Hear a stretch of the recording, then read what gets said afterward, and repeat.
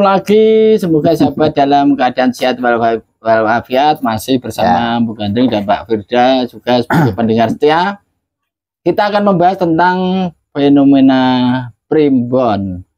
Mas Hadi, saya kan pernah baca-baca primbon itu. Di situ ada yang membahas tentang siklus kehidupan. Jadi siklus kehidupan itu terdiri dari rumusnya adalah Neptu, ya, lahir Jawanya saat ini Senin Pon itu 11 kan gitu lah. Di situ ada tabelnya 11 itu nanti di usia segini nanti posisinya di siklusnya di bawah, di tengah, di atas. Dan itu saya merasakan setelah waktu itu saya umur 30 Mas. Umur 30 itu saya melihat pada waktu itu saya sedang di bawah. Wah, ini aku sukses kok umur 36 kan gitu. Dan saya lupa 6 tahun kemudian mungkin malah lebih 8 tahun kemudian saya sudah merasa ya ibaratnya lebih baik gitu ya, secara materi sukses, secara kebahagiaan ya berlimpah. Lah itu saya sadar bahwa dulu saya pernah baca primbon kalau 36 saya akan sukses. Kemudian ini sudah usia 38 terbukti. Lah itu seperti apa Mas? Maksudnya bisa dijelaskan kok nyata, padahal saya sendiri juga nggak ambil pusing. Secara sugesti saya sebenarnya juga gagas gitu loh. Kan berbeda kalau kita mempercayai kan biasanya kena sugesti, percaya, meyakini, akhirnya nyata. Kun fayakun. Nah, itu saya juga tidak membaca di usia 30 gak gagas blas, di usia 38 terbukti. Nah itu seperti apa Pak? Primbon seperti itu. Rayu, salam jagung mati buat teman-teman semua yang ada dalam semesta ya. Bicara tentang primbon, kita lihat kalimat bakunya dulu. Apa sih primbon itu? Apakah ini buku kasbon? Ada bonnya ya. Ternyata nggak seperti itu ya. Primbon itu berasal dari kata primpen. Primpen itu orang Jawa itu menggambarkan itu sesuatu yang disimpan. Ini pemirsa, saya benar-benar kayak seperti ilmu cocokologi nih kok. Cucu kayak primbon ini kan kayak cocokologi ya. Tapi kita nggak bisa pungkiri ya. Iya cocok loh, cocokologi tenan ini kita. Kan kenyataannya orang Jawa itu pandai menyimpan rahasia. Pandai menyimpan rahasia itu orang Jawa. Karena lemah lembut gemulai kerasnya orang Jawa itu ditutupi oleh solah dan bowonya atau sikap dan tindakannya. Jadi orang Jawa itu primpen nak menyimpan sebuah rahasia, apalagi ini sekret di dalam diri kita ya, sekret. Bahkan bahasanya aja itu Sanskerta atau Sanskrit yang menggambarkan tentang rasa di dalam lagu jiwa masing-masing. Apakah primbon sendiri itu waktu dituliskan itu sebenarnya buat diary sendiri gitu ya? Apakah ya memang punya niat untuk disebarluaskan? Ya. Jadi primbon ini kan cara primbon tadi. Betul, primbon atau hasil dari primpen atau bisa dikatakan sebagai ilmu kebatinan laku seseorang menggambarkan tentang ekspresi jiwa di dalamnya. Tentu ini tidak asal-asalan ya. Banyak orang-orang yang mencapai tingkat level spiritual itu dengan laku-laku mulai puasa, tabah berata, manekung, kemanunggalan alam dirinya dan Tuhan secara utuh ya kan. Hingga memunculkan nilai luhur. Nah, nilai luhur inilah yang tercemin oleh laku masing-masing. Kita akui saja bahwa orang hidup itu kan sebenarnya waktunya hanya pendek. Berapa nih waktu yang bisa diukur secara logika, ya kan? Bicara dengan angka, kita hidup tuh bisa dikatakan 1 tahun. 1 tahun itu terbagi menjadi 12 bulan, ya kan? 12 bulan itu terbagi menjadi 30 hari di dalam kehidupan siklus perputaran bulan, ya kan? Apakah itu sudah lama? Masih terlalu lama Pak Adi itu. Masih ada lebih pendek lagi, berapa? 7 hari. Hidup kita tuh hanya Senin sampai hari Minggu dan berulang kembali, ya kan? Ini aja masih terlalu lama bagi orang Jawa.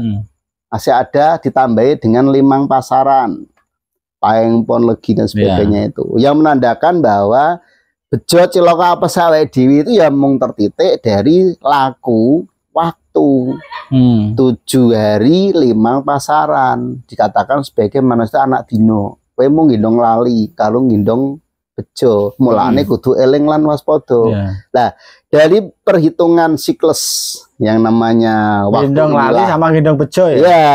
Aku tak gendong bejo lah. Enak ya. Dari siklus inilah akhirnya menuntun dia terhadap kehati-hatian di dalam laku. Maka memunculkan hal-hal ilmu titan kalau orang Jawa itu.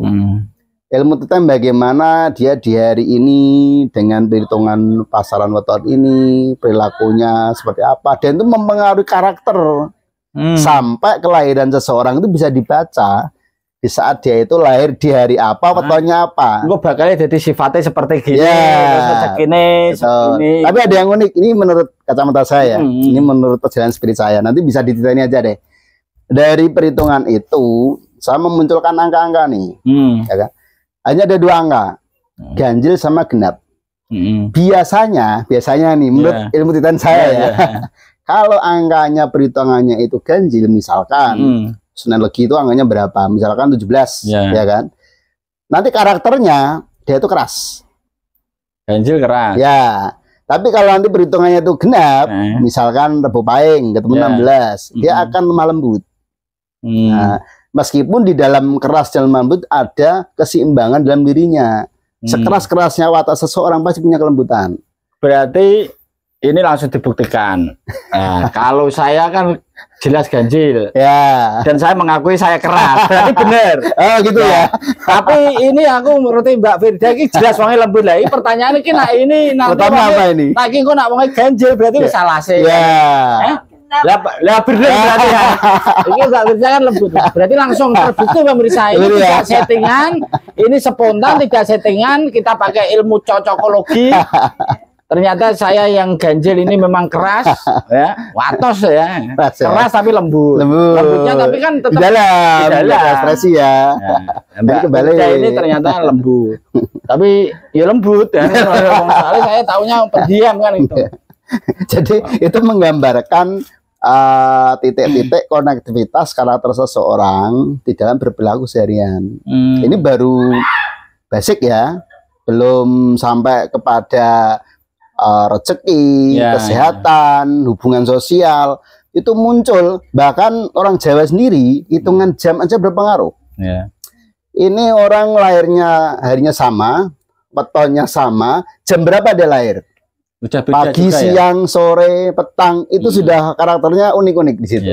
Nah, saking hebatnya filsuf-filsuf Jawa kita leluhur itu menggambarkan ilmu primpen dan titennya itu menjadi pembelajaran kehidupan. Ini menjadi sesuatu yang unik. Nah, bagi orang Jawa perlu dong kita melihat apa sih khasana budaya yang luhur tinggalkan untuk kehidupan kita sehari-hari. Ya, berarti buat pemirsa yang jelas silahkan di cek istrinya masing-masing ya. Cek sendiri, titeni tadi yang kaitannya, coba yang merasa ganjil tapi kok merasa lembut, silahkan protes dan tulis di kolom komentar bahwa statement ini salah, kan gitu toh. Silahkan tulis di kolom komentar. Kemudian untuk siklus tadi teman-teman juga bisa cek di Google sebagai referensi dan refleksi diri. Seperti saya tadi di Google itu ada siklus kehidupan Primbon, siklus kehidupan. Di situ nanti jumlah neton teman-teman ini bisa dicek. Itu rentang siklus itu per 6 tahun, akan berubah. Nah, berbahagialah yang siklusnya tinggi di usia tua karena lebih enak daripada nanti di usia tua siklusnya di bawah. Itu mungkin Mas Hadi ada ditambah lagi? Nanti bisa di sesi berikutnya ya. Wah, kita bicara bahasan banyak nih. Biar nggak mumet nih pendengarnya. Baik. Demikian sekitar Primbon. Nanti kalau ada mau tanya-tanya lagi silakan request di kolom komentar mau membahas apa terkait dengan Primbon. Bagi yang mau bisa dibahas juga. Primbon itu juga menuliskan kalau rambutnya keriting ini cenderungnya seperti ini, kalau orangnya sangkuk seperti ini itu ada juga. Ada juga. Baik, terima kasih pemirsa. Jangan lupa like and subscribe. Rahayu.